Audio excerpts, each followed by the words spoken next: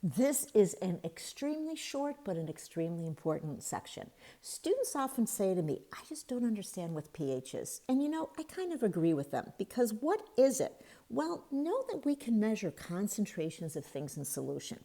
If we can measure the concentration of H+, we can take minus the log of H+, and we will call that the pH. That's all that it is. What you need to do in this section is learn how to manipulate the numbers. Possibly the most important of them all is the fact that pH plus pOH is equal to 14.0. Okay, so let's start it. In the last section, we talked about acidic and neutral and basic, all right? We defined neutral as an equal concentration of H plus and OH minus. We're going to give that a pH value equal to 7, okay? That's where minus the log of 1 times 10 to the minus 7 is 7, minus the log of 1 times 10 to the minus 7 is 7. Those are the equal concentrations of H plus and OH minus. Less than 0.7, we'll call that acidic. Greater than 7, we will call that basic. And again, when you start to work this, it will make a lot more sense. So let's take the easiest thing we can. What if someone gives you a pOH? Well, you know from the first slide, because it's a fact, pH plus pOH equals 14.0.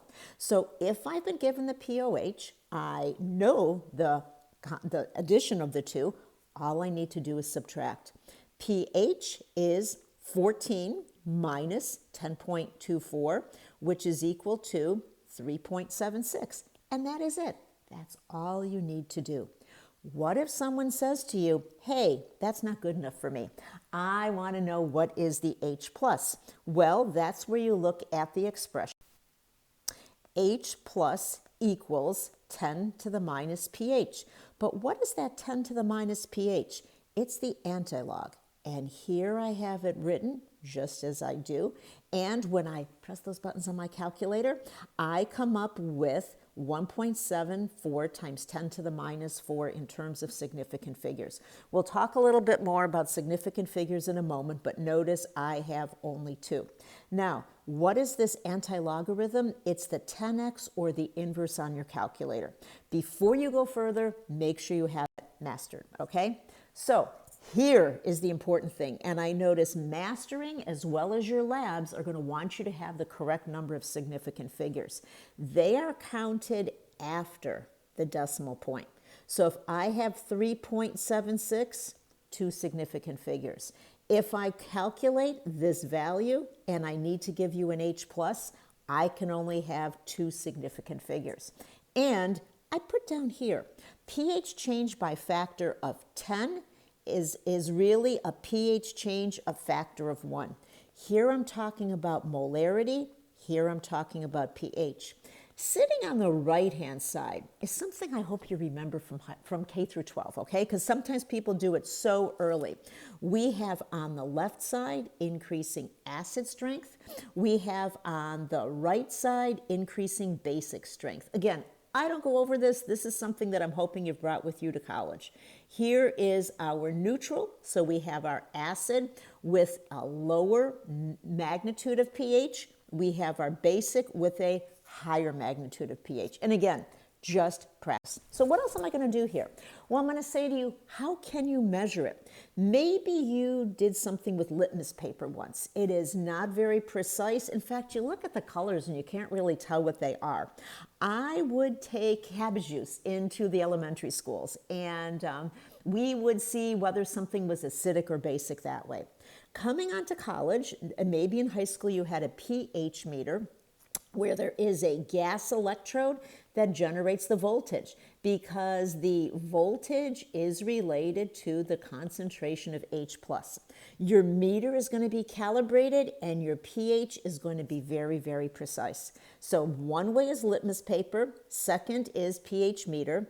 As we get into chapter 17, when we do actual titrations, we're going to be using indicators. And one color of an indicator is the acid form. That's one color. The other color is the base form. And again, often you use it with a pH meter. I'm not quite sure what you're doing in lab this semester, but in the old days, that's what we did. Notice there are a number of different substances on the left. These are called acid-base indicators. Notice as you look in the box on the right, they record at different pH levels. Maybe you're familiar with phenolphthalein. That is where you take a solution of acid and you're trying to find its concentration, so you drip in base until the solution becomes basic.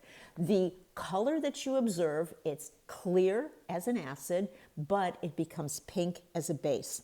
Soon we're going to learn about Kas, and a acid indicator usually is a dye, which is a weak acid.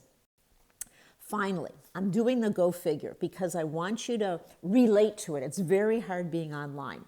It says, which solution is best to distinguish between slightly acid and slightly basic? Well, we would want to see a good color change. As you look at all the different solutions, remember, pH of 7 is neutral. Which of these three is going to give you something between slightly acid and slightly basic? I will leave this up to you. I'll talk about it in the lecture Zoom.